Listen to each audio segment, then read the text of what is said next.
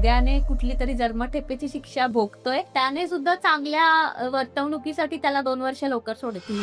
Past लाईफमध्ये समजा एखाद्याने काही कुकर्म केले असतील, तर आपण ते नकारू नाही शकत. ते तुम्हाला भोगायचेच आहेत.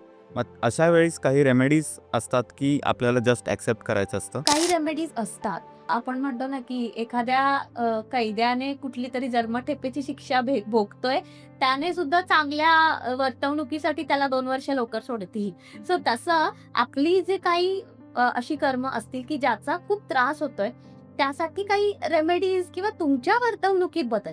लोकांना इथे पण सगळं इन्स्टंट हवं असतं, की मी एका जागी बसेन, मी बाबा भटजींना पैसे देईन आणि मी पूजा करून घेईन. तसं नाहीच आहे. तुम्ही तुमची वर्तवणूक बदला, तुम्ही तुमची कर्म चांगली ठेवा, तर त्या प्रारब्धाचे भोग कमी होता. प्रारब्ध पुसता येतील, पण त्याचे भोग आपल्याला कमी नक्कीच करता येतात.